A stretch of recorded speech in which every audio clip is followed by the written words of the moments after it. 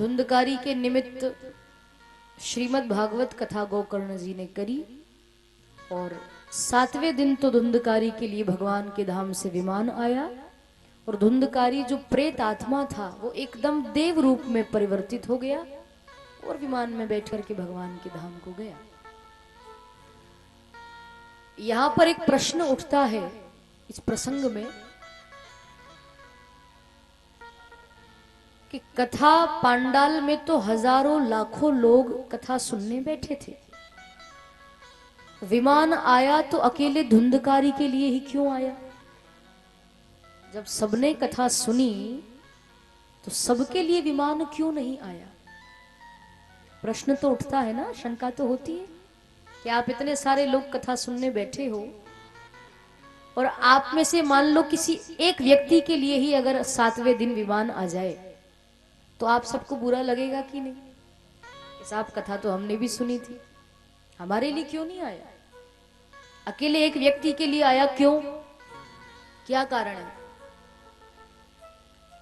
कारण मैं आपको बताऊं, आपको भी शायद मालूम होगा, नहीं मालूम हो तो बताऊं कि हजारों लाखों लोग भले ही कथा पांडाल में बैठे थे पर विमान अकेले धुंधकारी के लिए ही इसीलिए आया क्योंकि वो हजारों लाखों लोगों ने कथा को सुना तो सही पर मन लगाकर कथा नहीं सुनी, भाव से कथा नहीं सुनी, श्रद्धा विश्वास के साथ कथा नहीं सुनी। इस कान से सुनी, इस कान से निकाल दी।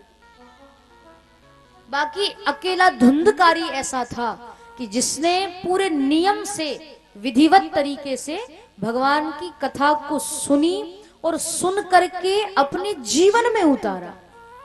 मतलब ऐसा नहीं कि इस कान से सुना इस कान से निकाल दिया, सुन करके जीवन में उतारा। उसने पूरे भाव से कथा सुनी, पूरे मन से कथा सुनी, क्योंकि उसको तो अपना उद्धार करना था।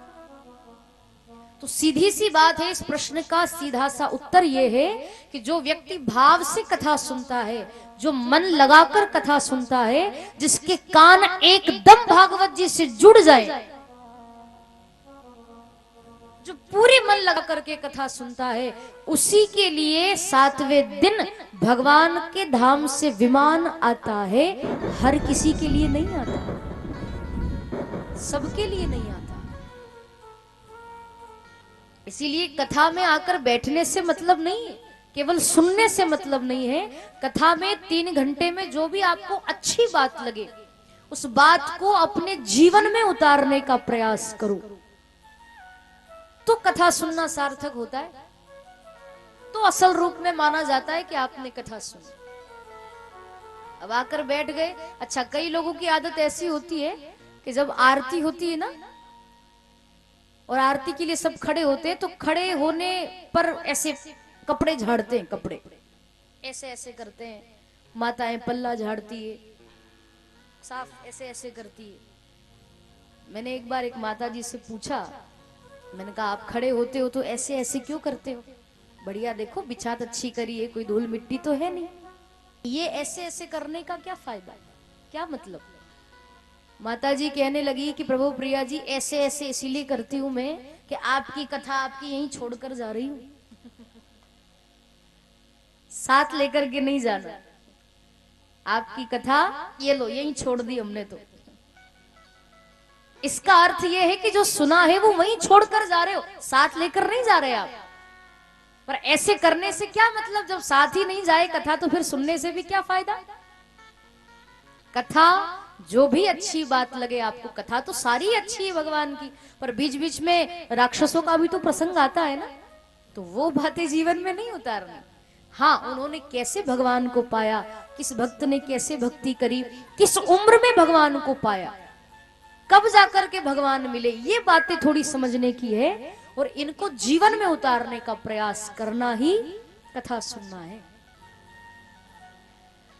तो जो भाव से कथा सुनता है, जो मन लगाकर सुनता है, उसके लिए विमान आता है। धुंधकारी ने बड़े भाव से सुनी, विमान आया, भगवान के धाम को गया। भक्ति माता और ज्ञान वैराग्य प्रकट होते हैं कथा पांडाल में। कल हम लोगों ने सुनी ही थी कथा और महात्मा यहाँ पूर्ण होता है। बोली भागवत महापुराण की। प्रथम स्कंद में हम लोग आज प्रवेश कर रहे हैं। सर्वप्रथम व्यास जी ने प्रथम स्कंद में ना तो किसी देवी की वंदना की, ना किसी देवता की वंदना की। व्यास जी ने सर्वप्रथम यदि किसी की वंदना की है तो वो सत्य की वंदना की। सत्य, अब सत्य की वंदना क्यों की?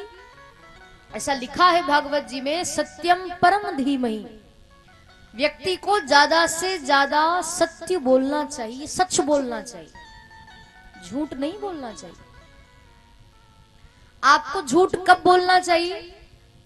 आपको लगे कि आपके झूठ बोलने से यदि किसी का काम बनता हो, आपके झूठ बोलने से यदि किसी के प्राण बचते हो, आपके झूठ बोलने से यदि किसी का बिगड़ा हुआ घर बस जाए, आपके झूठ बोलने से यदि किसी का काम बनता है, तो फिर वहां झूठ बोला जा सकता है। उसमें कोई पाप नहीं लगता, उसमें दोष नहीं लगता, क्योंकि आप तो किसी का भला ही कर रहे हो झूठ बोलकर। झूठ बोलने से यदि किसी का भला होता है तो बोल दो, पर वो भी केवल एक बार, बार बार नहीं, केवल एक बार। बाकी हो सके तो ज्यादा से ज्यादा व्यक्ति को सच बोलना चाहिए, सत्य बोलना चाहिए। इसीलिए सत्य की वंदना की, क्योंकि देखो अगर अकेले किसी देवी की या देवता की वंदना करते तो भागवत जी को जो पढ़ने वाला व्यक्ति है, जो इनका अध्ययन करने वाला जीव है, उसको ऐसा लगता कि ये ग्रंथ शायद दुर्गा माता का है अगर उनकी वंदना पहले की जाती तो, या गणेश जी प्रथम पूज्य हैं तो लगता कि ये ग्रंथ गणेश जी का है। भोले बाबा की वंदना करते तो लगता कि शायद शिव जी के विषय में बातें हैं।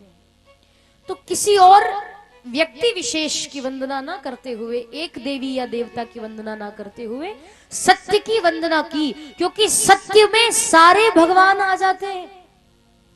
देखो गणेश जी सत्य है तो दुर्गा माता भी सत्य है, भोले बाबा अगर सत्य है तो राम जी भी तो सत्य है ना, हनुमान जी महाराज सत्य है तो कृष्ण भगवान भी तो सत्य है।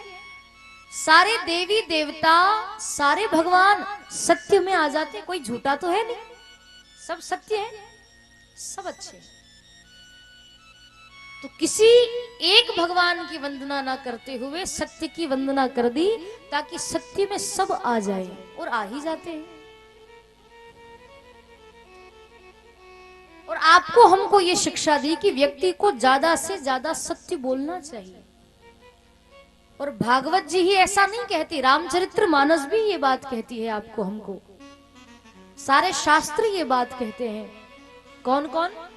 तुलसीदास जी एक चौपाई लिखते हैं रामायण में, धर्म न दूसर सत्य समाना, धर्म न दूसर सत्य समाना, आगम निगम पुराण बखाना, आगम निगम पुराण बखाना, धर्म न दूसर सत्य समाना, धर्म न दूसर सत्य समाना, आगम निगम पुराण बखाना, आगम निगम पुराण बखाना,